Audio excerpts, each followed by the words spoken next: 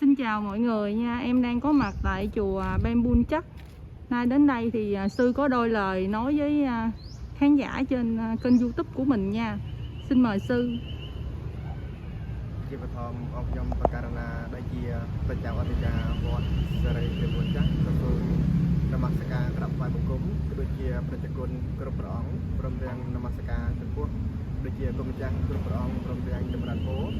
ញាតិញោមជាពុទ្ធបរិស័ទនៅក្នុងចំណោមវត្តក៏ដូចជាក្រៅចំណោមព្រមទាំងញាតិញោមជាពុទ្ធបរិស័ទនៅក្នុងប្រទេសនិងក្រៅប្រទេសហើយដូច្នេះហើយនៅក្នុងវេលាថ្ងៃឱកាសនេះដោយមានបងស្រីព្រមទាំងមានបងប្រុសដែលធ្វើការនៅខាងជំនុំហើយដូច្នេះថាភាពដែលជាប្រជាអធិការនេះក៏សូមទីពឹងដល់បងស្រីព្រមទាំងបងប្រុសដើម្បីពង្រឹងរូបភាពដូចជាវត្តសាភាពកំពុងតែកសាងក៏ដូចជាសមនគាត់គឺថាគាត់ប្រជាអធិការមានកម្ពស់ប្រហែលជាចិត្តនឹងជាង20ម៉ែត្រព្រមទាំងនឹងមានកសាងនេះគឺថាកម្ពស់ឡើង3ជាន់ហើយដូច្នេះហើយវត្តសាភាពកំពុងកសាងមានការខ្វះខាតក៏ដូចជាអត់គ្រោះនៅស៊ីម៉ាំងដែលជាដើមនោះដើម្បីកសាងទស្សនាទៅខាងមុខនោះហើយដូច្នេះសូមទីពឹងទៅដល់ញាតិញោមជាពុទ្ធបរិស័ទដែលមានសទ្ធាចង់ចូលរួមដំណើរការកសាងញាតិញោមអាចចូលរួមបានទៅហើយចុងក្រោយក៏សូមជូនពរទៅដល់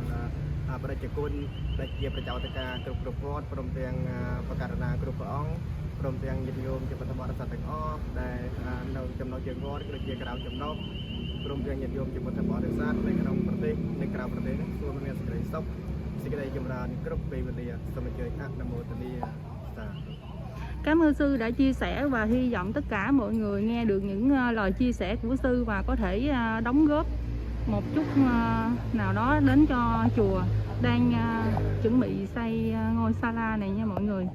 Cảm ơn mọi người rất là nhiều. Đây là ngôi Sala đang thi công tại chùa Bambun Chắc nha mọi người.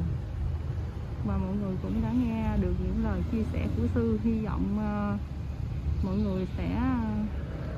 đóng góp một chút ít để nhà chùa làm Sala cho nó được hoàn thiện hơn nha mọi người.